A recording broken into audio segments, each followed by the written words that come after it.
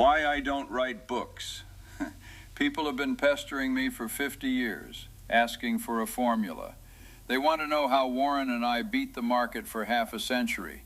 They want the secret sauce. I always tell them the same thing. There is no formula.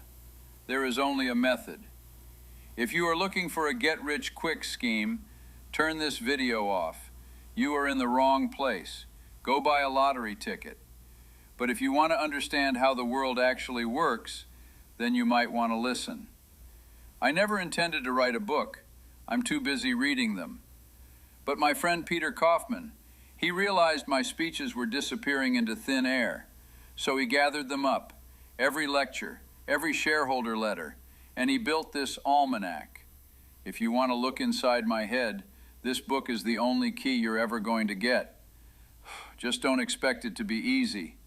Rationality is hard work. The problem with most people and most of our education system is that they teach you things in isolation. You learn physics in one room and psychology in another, and never the two shall meet. This is asinine. It's a terrible way to think. You've got to hang your experience on a latticework of models in your head. You know the old saying, to the man with a hammer, every problem looks like a nail. That is a disastrous way to operate in the world. If you only have one model, say economics, you are going to torture reality to fit that model, and you will fail. You need a full set of tools. You need the big ideas from the big disciplines. You need the redundancy of engineering, the compound interest from math, the tipping points from physics, and the evolution from biology. If you don't have these models, you're like a one-legged man in an ass-kicking contest. You don't stand a chance. Now, let's talk about where people really lose their money. It's not because they can't do math. It's because they can't control their own psychology. Standard economics assumes people are rational. I looked at the world and realized that is total twaddle. People are not rational. They are irrational in very predictable ways. I listed 25 of these standard causes of human misjudgment. The most powerful one, incentive-caused bias. I always say, show me the incentive and I will show you the outcome. If you pay a barber to cut hair, he's going to tell you you need a haircut.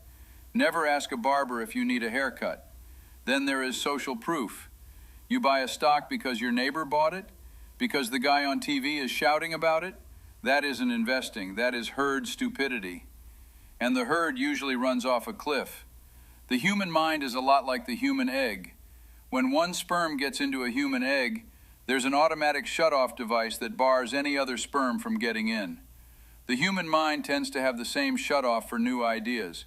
You have to fight that. This brings me to my favorite term, the Lollapalooza. Most bad things, or great things, don't happen for just one reason. They happen because 3 or 4 of these psychological biases hit you at the exact same time. When you get 3 or 4 forces pushing in the same direction, you don't get simple addition. You get a nuclear explosion. Look at what is happening right now with artificial intelligence. Take a company like Nvidia. Why does a stock go parabolic? It's a Lollapalooza. You have scarcity. The chips are sold out. You have social proof. Everyone is talking about it. And you have authority bias. Every CEO is telling you it's the future. When you combine those, people stop thinking. They just buy. That is a Lollapalooza effect. Great for the price in the short term, but dangerous if you don't understand what's happening. People think I'm smart. I'm not that smart. I just try to be consistently not stupid. There is a great mathematician named Jacobi. He used to say, invert, always invert. What does that mean?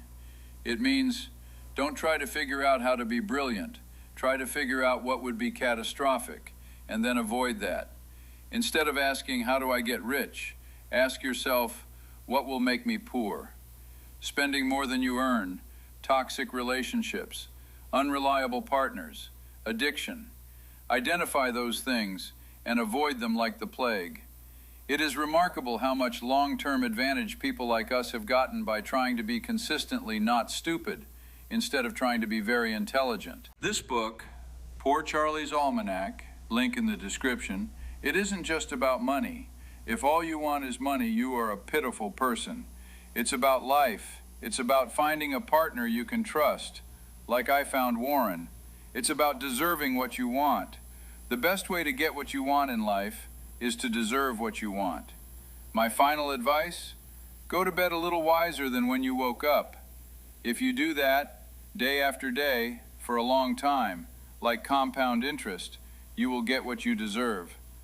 I have nothing more to add. I've put everything I know into this book. If you understand it, you don't need me anymore. And if you don't understand it, well, good luck. You're going to need it.